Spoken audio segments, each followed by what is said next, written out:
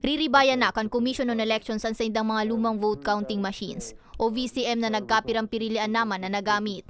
Ini ang pigbiklad ni COMELEC Chairman George Erwin Garcia kasabay kan sa iyang pagbisita sa rehiyon ngunya na semana. Sigung kay Garcia, bagong teknolohiya na ang sa indang gagamiton para sa 2025 polls.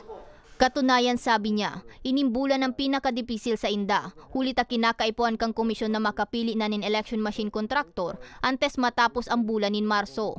Kung sa inan Miro Systems Company hali sa South Korea, ang sulamenteng bidder kang komisyon para sa 18.827 bilyong kontrata para sa 2025 automated election system. Ngunya na semana, maaaraman kung nakapasar sa poll body ang Miro. Hindi lamang po kasi makina ang i-award ng COMELEC at ang crucial na date bago matapos ang March, dapat nakapag-award na ang COMELEC. Kung hindi natin magagawa makapag-award patungkol sa makina na gagamitin, hindi tayo makakapag-automate ng election ng 2025. Paglilinaw ni Garcia, rerentahan sa naman nindaan mga makina. In kaso mako akang Miro ang deal, 110,000 automated counting machines ang sa indang kaipohan na maisupply. Hindi magandang strategy yung binibili natin ng makina sapagkat una, warehouse mo yan. Number 2, ina-upgrade mo yan. Number 3, mini-maintain mo yan. Mas mahal pa lahat.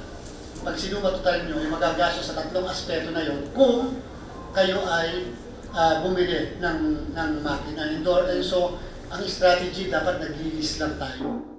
Kumpara sa lumang VCM kan Smartmatic, dako subot na magiging features ang bagong makina.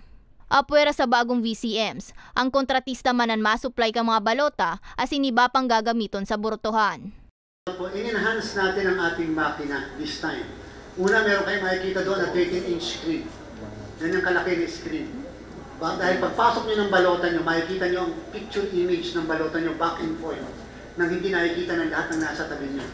Ang bilis niya is 200 millimeters per second. Yung dinemo sa amin, mga 290 nga millimeters per second.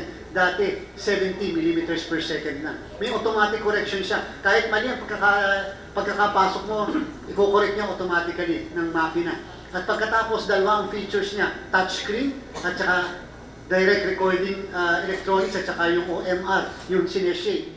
Marurumduman, huring ginamit ang lumang VCMs kang May 2022 general elections. Taong 2010 man kang primerong magkaigwanin automated elections sa nasyon. Para sa mga baretang tatak Bicol, May Arango.